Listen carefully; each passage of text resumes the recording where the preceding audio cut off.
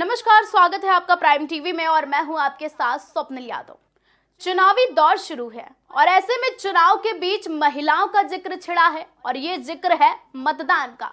महिला सीट्स का दौर बदला है और सही मायने में कहा जाए तो दौर बदला है 2014 से, और ऐसा राजनीति से जुड़े और मतदान से जुड़े आंकड़े कहते हैं। फिलहाल आधी आबादी को लेकर चर्चाएं भी तेज हैं, तो चलिए आज हम आपको बताएंगे कि वोट बैंक और सीट्स पर महिलाओं की संख्या में कितना इजाफा हुआ है। बीते कुछ सालों की अगर हम बात करें तो सियासी गलियारों में महिलाओं का कोई खास योगदान नहीं रहा है। सीट्स को लेकर हमेशा से पुरुषों पर दांव लगाया जाता रहा है। ऐसे में समय बदला और समय के साथ लोगों की सोच भी, और आज महिला वोटर्स की राजनीति में अपनी एक अलग जगह है। सबसे खास तो ये कि अब उन इलाकों में भी महिला वोटर्स और सीट्स को बढ़ावा दिया जा रहा है जहां महिलाओं की स्थिति दयनीय थी। तो चलिए इस पर विस्तार से चर्चा करते हैं कि कब क्या हुआ और वर्तमान में महिलाओं की राजनीति सीट्स और वोट बैंक में कितना योगदान है।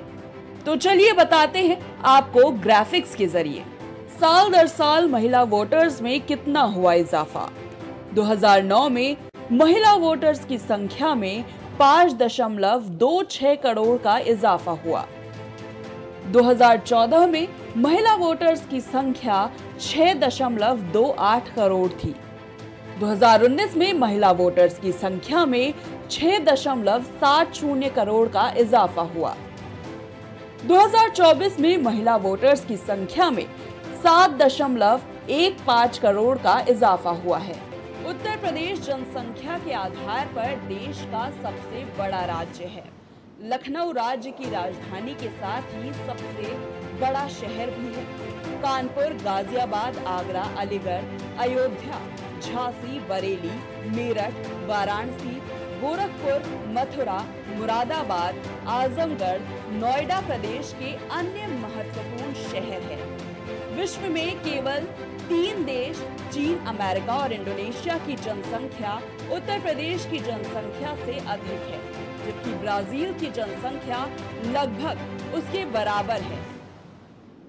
यूपी 2,40,928 वर्ग किलोमीटर क्षेत्रफल में फैला हुआ है। राज्य का हाई कोर्ट प्रयागराज इलाहाबाद में है। राज्य में 80 लोकसभा क्षेत्र है, जो देश में सबसे ज्यादा है। वहीं लोकसभा चुनाव को लेकर सियासी दलों में जीत की होड़ लगी है। ऐसे में ग्राफिक्स के जरिए हमने आपको बताया कि 2009 से 2019 तक मतदान के आंकड़े क्या रहे, वहीं महिलाओं का वोट बैंक में कितना योगदान रहा है। अगर बात की जाए 2024 के आंकड़ों की, तो चलिए ग्राफिक्स के जरिए बताते हैं कि क्या है एक्सपेक्टेड आंकड़ा। तो ये थे 2009 से 2024 तक के आंकड़े, लेकिन सवाल उठता है कि महिला वोटर्स को साधने की कवायद आखिर इतनी तेज क्यों है। आखिर हर सियासी दल में महिलाओं को आगे लाने की होड़ लगी हुई है। बात फिर वो चाहे समाजवादी पार्टी की हो या भारतीय जनता पार्टी की या फिर कांग्रेस पार्टी की, सभी दल महिलाओं को लुभाने में लगे हुए हैं। जहां एक तरफ वोट बैंक में इजाफा हुआ है, तो दूसरी ओर संसद में महिलाओं के लिए सीट्स भी बढ़ी हैं। नारी शक्ति वंदन अधिनियम के बाद से महिलाओं की साझेदारी संसद में बढ़ी है। 18वीं लोकसभा की बात की जाए तो सांसदों की संख्या 181 हो जाएगी। लोकसभा में फिलहाल 82 महिला सांसद है। वही बात की जाए पहली लोकसभा सीट में महिलाओं के योगदान की, तो यूपी में 86 सीट्स में मात्र 4 महिला सांसद चुनी गई थी। फिलहाल ये तो थे आंकड़े जो हमने आपको ग्राफिक्स के जरिए बताए, लेकिन प्रेजेंट टाइम में फीमेल वोटर्स और न्यू वोटर्स के बीच में अपने वोट्स को लेकर कितना उत्साह है, चलिए ये भी सुनाते हैं जनता की राय। जी, मेरा नाम तेजेन सोनी है और मैं लखनऊ यूनिवर्सिटी का छात्र हूँ। और रही बात इस चुनाव की, इस चुनाव में मैं फ़िलहाल जो पार्टी है जिसको मैं सपोर्ट कर रहा हूँ वो बीजेपी है। इसके कई काम अच्छे भी हैं, कई काम बुरे भी हैं। जो बुरे काम हैं मैं अपेक्षा करता हूं कि उन कामों पे आगे कार्य करेंगी। जो इनके कई स्कीम्स हैं गरीबों के लिए हैं, किसानों के लिए हैं, युवाओं के लिए हैं, काफ़ी अच्छी अच्छी स्कीम्स सरकार ने निकाली हैं, इसमें कोई शक नहीं है।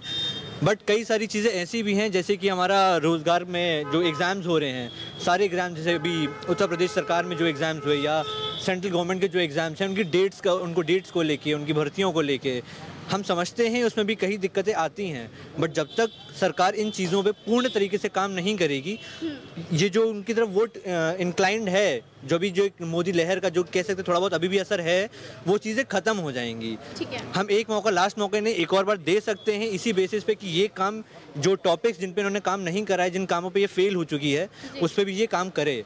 करना चाहिए गवर्नमेंट को। आपका नाम? अभिषेक प्रताप सिंह। अभिषेक, आप इस बार किस आधार पर वोट देने वाले हैं, और सबसे ज़्यादा जो बात चल रही है युवाओं की शिक्षा रोजगार पर, क्या सोचते हैं उसको लेकर? रोजगार तो एकदम इनका जीरो है काफ़ी, क्योंकि जितनी भी भर्तियाँ आती हैं सब अधिकतर रद्द हो जाती हैं या फिर लीक हो जाते हैं सारे पेपर। लेकिन हाँ, ठीक है, इन पे इनको काम करना चाहिए, काफ़ी इस पर दबाव बनाना चाहिए, क्योंकि इनके इंटरनल्स जो अंदर के जो हैं सब, वो सब लीक करवा देते हैं। बाकी सरकार के इसमें कोई मौलिक दोष नहीं है, लेकिन जो अंदर के जो लोग हैं जो लीक करवाते हैं पेपर या फिर मिल बांट के जो खाना चाहते हैं, उनसे उनको काफ़ी दूर करें, उनके ऊपर सख्त कार्रवाई की जाए, जिसका इस पर सरकार को काफ़ी ज़्यादा काम करना चाहिए। तो आपका वोट किधर जाएगा? अभी तो बीजेपी को ही है। हाँ, तो आपने देखा युवाओं का मानना है। आपका नाम? अमन। अमन जी, आपसे जानना चाहेंगे कि इस बार जो वोट बैंक है वो किधर लुढ़कता हुआ दिखाई दे रहा है, और आप किस आधार पर वोट करने वाले हैं? देखिए, आप सभी को पता है कि सामने जो पार्टी है वो इतनी मजबूत नहीं है जी, अगर हम प्रेजेंट सिनेरियो देखेंगे जी। लेकिन दूसरी बात, अगर हम कहें कि एक यूथ क्या देखता है या एक पढ़ा लिखा इंसान क्या देखता है, जी, तो उसका सबसे बड़ा, देखिए, कोई भी पढ़ा लिखा इंसान होगा तो वो एक ही दो ही चीज़ों पे देखता है। एक सस्टेनेबल डेवलपमेंट, कि जो हमारे पास चल रहा है वो क्या आगे तक चलता रहेगा, और दूसरा है इंक्लूसिव ग्रोथ, मतलब क्या एक निम्न वर्ग के पास क्या सारी ज़रूरतें पूरी पहुंच रही हैं। जी। तो गवर्नमेंट ने कुछ काम किए हैं, जैसे गवर्नमेंट ने कई सारी स्कीम्स लाई है या कई सारे उसके प्रोजेक्ट हैं, जिससे वुमेंस को या फिर चाइल्ड को या निम्न स्तर पे जो लोग हैं, जहाँ तक कि नहीं पहुँच सकता था वहाँ पहुँचा है। लेकिन हम ये चाहते हैं कि कुछ और सुधार हो। मेरा नाम कार्तिक यादव है, मैं बीबीए प्रथम वर्ष का छात्र हूँ। जी। और अब की बार चुनावी माहौल काफ़ी हद तक जो युवाओं का देखने का तरीका है वो उनके रोज़गार के लिए है, शिक्षा के लिए है। तो काफ़ी युवा समाजवादी पार्टी की तरफ आकर्षित है। और इस बार जो कार्तिक, आपने समाजवादी पार्टी का जिक्र किया है, तो ऐसे में जानना बेहद जरूरी है कि जब भारतीय जनता पार्टी सरकार में आई थी, उससे पहले समाजवादी पार्टी का अधिकार था, तो क्या उस समय रोजगार मिला था जो 2014 से अब तक देखने को मिल रही है? मतलब कोई एक वजह होगी कार्तिक जो आप चाहते, क्योंकि आप युवा हैं और पूरी देश और दुनिया आपको देख रही है। मैम, रोज़गार लोगों को मिला था, और दूसरी चीज़, समाजवादी पार्टी ने जो वादे किए उन वादों पर रहे। उसने रोज़गार देने के वादे किए। आप कई काम देख सकती हैं, यूपी 100 देख सकती हैं, जिसका अब भाजपा ने नाम बदल के यूपी 112 रख दिया है। पुलिस सेवा, फीमेल हेल्पलाइन 1090 देख सकती हैं आप। और समाजवादी पार्टी ने सिर्फ चुनाव देख करके कोई काम नहीं किया। जैसे कि अभी हमारे विश्वविद्यालय में ही चुनाव नज़दीक आ रहे हैं, इसलिए लोगों को मोबाइल बांटे गए। समाजवादी पार्टी ने लोगों को लैपटॉप बांटे बिना किसी स्वार्थ के। एक्सप्रेसवे बनाया, कानून व्यवस्था सही की। अब हाल ही की बात है कि एक पूर्व विधायक मुख्तार अंसारी जी का देहांत हो गया, उनका स्वर्गवास हो गया। उनका परिवार यह दावा कर रहा है कि उनको स्लो पॉइजन दिया गया। कई लोगों का देहांत जेल के अंदर हुआ है, ये कोई प्रथम घटना नहीं है, लेकिन किसी भी परिवार ने आज तक ये दावा नहीं किया। अगर किसी का परिवार कर रहा है तो आप समझ सकती हैं कि जेल के अंदर अगर ये लॉ एंड ऑर्डर है तो बाहर क्या होगा। ठीक है, तो आपका नाम जानना चाहेंगे? मेरा नाम सर्वेश यादव है। सर्वेश, बताइए कि आप इस बार किसको वोट देने वाले हैं और किस आधार पर वोट देने की आपने सोच रखी है, क्योंकि चुनाव बेहद नज़दीक है। देखिए, इस बार जो मैं वोट दूंगा वो इंडिया गठबंधन को जाएगा, और उसका कई कारण है। जैसे कि पहले तो एजुकेशन सिस्टम को इन्होंने बर्बाद कर दिया। एनएपी के नाम पे जो है कि छात्रों का दोहन हो रहा है। सेमेस्टर प्रणाली का मैं आज भी विरोध करता हूँ, करता रहूँगा। एजुकेशन सबसे बड़ा फैक्टर है मेरा कि इंडिया गठबंधन को देना है। दूसरा फैक्टर है रोज़गार, और तीसरा है कानून व्यवस्था। कहने को तो सब कुछ बहुत अच्छा लग रहा है ऊपर से देखने में, लेकिन हत्याएँ जेल में भी हो रही हैं, बाहर तमाम हत्याएँ हो रही हैं, और हत्या होने के बाद देखिए होता क्या है कि चोर चोर मौसेरे भाई, हत्या वही करवा रहे हैं, जांच भी वही कर रहे हैं, तो सब मिलजुल के बाद में सब क्लीन चिट भी ले ले रहे हैं। उनके ज़रूरत के हिसाब से लोग अपराधी हैं। उनका बात यहाँ पर सिर्फ ये है कि अगर आपके जाति का, आपके धर्म का है तो वो मसीहा है, अगर दूसरे जाति और दूसरे धर्म का है तो अपराधी है। तो लेकिन सर्वेश कहते हैं कि पाप का घड़ा जब भर जाता है तो वो किसी ना किसी दिन फूटता जरूर है, तो पापियों का नाश तो होना जरूरी है ना। देखिए, हम तो पाप पुण्य के बारे में नहीं जानते, हम सिर्फ इतना जानते हैं कि अगर आप इंसान हैं तो मानवता पे और इंसान की बेहतरी के लिए काम करिए। पाप और पुण्य का बहुत बड़ा लेखा जोखा अगर आप लेने चलेंगी तो हम तो नहीं मानते, क्योंकि बहुत ऐसे लोग हैं बहुत पाप किए हैं और बैठे हुए हैं, उनका कुछ नहीं हुआ। तो ये पाप का नहीं है, ये समय बलवान है, समय जिसका जो कराएगा वही होगा। तो युवा इस बार किस आधार पर वोट देने वाला है?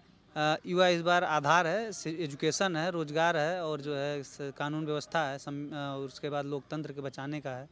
तो कहाँ लगता है कि लोकतंत्र बचेगा कि भाई दूसरी पार्टी सत्ता में आए, क्योंकि इनसे बेहतरी था, इन्होंने आरटीआई को कमज़ोर कर दिया, राइट टू इन्फॉर्मेशन, जो कि अब मांगते रहिए आप जवाब नहीं आता है। और वर्तमान में जो हमारे प्रदेश में सरकार चल रही है वो बिल्कुल नौकरशाही की चल रही है, और नौकरशाही ही प्रथम सीढ़ी होती है तानाशाही की। क्योंकि आप चले जाइए किसी थाने में, कोई विधायक सांसद वहाँ क्यों नहीं जा सकता भाई, क्यों बात नहीं कर सकता? थाने में चले जाइए, दूर से तो बहुत अच्छा लग रहा है, जो प्रैक्टिकली में लोग जाते हैं थाने में बिना पैसे का कोई काम नहीं हो रहा है। और बहुत सारे ऐसे काम है, अधिकारी फाइल में ऐसा उलझा के रखे हैं कि बिना उनके टेबल के नीचे कुछ पैसे को पहुँचे काम ही नहीं हो रहा है। तो बात तो बहुत है, अब सब कुछ डैमेज हो चुका है। अब अगर डैमेज कंट्रोल करना है तो ये होगा, और नहीं होगा तो इतना ज़्यादा डैमेज हो जाएगा कि हम पाकिस्तान के ही स्तर पे आके खड़े हो जाएंगे। देखिए, धर्म के नाम पे ही पाकिस्तान चलते चलते आज इस स्तर पे खड़ा है कि वहाँ पर खाने को रोटी नहीं है। तो हम उस स्तर पे नहीं, हम एजुकेशन, हम शिक्षा लेंगे, टेक्नोलॉजी की बात करेंगे और बातें करेंगे, हम कहीं पर भी धर्म के आधार पर काम नहीं करेंगे। धर्म हमारा है, हम भगवान की पूजा करते हैं, पूजा करना हमारा पर्सनल है, किसी को जो है कि नमाज पढ़ना पर्सनल है, वो अपना सब अपना करें। हाँ, अगर कोई उपद्रव कर रहा है धर्म के नाम पे तो उसके ऊपर बिल्कुल कानूनी कार्रवाई, कड़ी कानूनी कार्रवाई होनी चाहिए, चाहे जिस धर्म का हो। यहाँ पर देश में रहना है, चाहे हिंदू हो चाहे मुसलमान, संविधान को मानोगे तो देश में रहो, नहीं तो देश छोड़ दो। बिल्कुल सही बात कही है उन्होंने कि संविधान सबसे बड़ा है और संविधान को मानना बेहद जरूरी है। तो ये थी जनता की राय कि आखिरकार फर्स्ट टाइम वोटर्स और फीमेल वोटर्स में इजाफे को लेकर जनता में अपने अपने मत दिए। तो चलिए अब आपको बताते हैं कि 7 चरणों में होने वाले चुनाव पर महिलाओं पर सियासी दलों की नजर कितनी पैनी होगी। तो चलिए बताते हैं आपको स्पेशल रिपोर्ट्स के जरिए। 47 करोड़ महिलाओं की संख्या सामने आई है जो इस बार चुनाव में अपनी महत्वपूर्ण भूमिका निभाएंगी। ये आंकड़ा सिर्फ आंकड़ा नहीं, बल्कि महिलाओं की बढ़ती देश और सियासत में भूमिका को दर्शाती है। क्योंकि जैसे जैसे महिलाओं को सशक्त बनाने में सरकार की अहम भूमिका रही है, वैसे ही सरकार की नीतियां और बढ़ावे से महिलाओं को ये विशेष ओहदा मिला है, और ये संभव हो पाया है मौजूदा सरकार की नीतियों से, जिसके बाद महिलाएं सशक्त और आत्मनिर्भर हुई हैं। तो सियासी दलों में महिलाओं को आगे करने की मंशा भी कुछ यही है। एक तो महिलाओं को आगे आने का मौका दिया जाए, दूसरा महिलाओं को राजनीति में नई दिशा मिले, जो हर एंगल से काफी अहम है। आज हमने आपको बताया कि महिलाओं की बढ़ती देश और राजनीति में भूमिका अब सबके समान है। आंकड़े बताते हैं कि देश की सियासत में महिलाओं की रफ्तार बढ़ी है। तो वक्त तो हो चला है आपसे इजाजत लेने का, तो हमें दीजिए इजाजत और आप देखते रहें प्राइम टीवी।